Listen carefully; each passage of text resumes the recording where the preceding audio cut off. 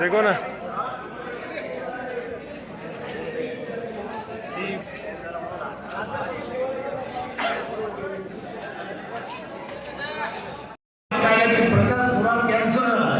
पक्षात प्रवेश नाही आणि त्यामुळे सर्व काँग्रेस प्रेमींना पुन्हा एकदा उभा दिला की काँग्रेस ही बलिदान काँग्रेस पक्ष हा बलिदानातून उभारलेला आहे आणि त्यामुळं आपण सुद्धा या ठिकाणी आपल्या सर्वांचं मतदानात रूपी बलिदान द्यायचं आणि येणाऱ्या काँग्रेस विधानसभेसाठी नमस्कार. पंचकारावरती आमच्या होऊ घातलेल्या विधान आणि हिंगोलीमधील सगळ्यांची नावं घेतली तर इथंच वेळ निघून जाईल, कारण 11 वाजल्यापासून आपण इथे थांबलेलो आहोत आणि कुणाला जर इथे आपलं नाव घेतलं नाही. आज होणाऱ्या संपला नाही तरी चालले का तुम्ही? जांभळावच करायची साहेब, पण आता आम्हाला जायला लागणार ना घराकडे. या 7 वाजेपर्यंत कार्यक्रम संपणार नाही, मग आम्ही तोपर्यंत इथं राहायचं का?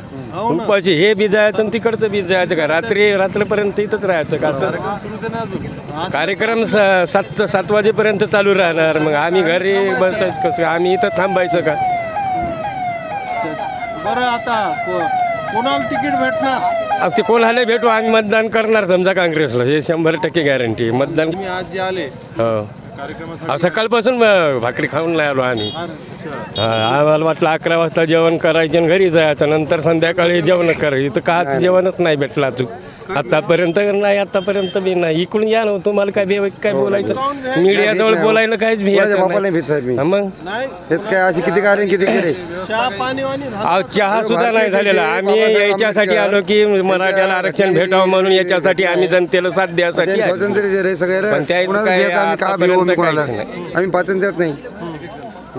आता मला वाटलं की मराठ्याला आरक्षण भेटावं म्हणून आम्ही याच्यात सहभागी झालेले भरपूर माणसं. तर मराठा आरक्षणचा मुद्दा तर यायनं काढलाच नाही. यायनं मराठ्याचा आरक्षणाचा मुद्दा काढलाच नाही. याचे दुसरेच चालले, तिसरी आघाडी महाआघाडीचं असंच करायले. एकाच्या तोंडातून याने त्यातून मराठ्याच्या आरक्षणाचं निघलेलं नाही.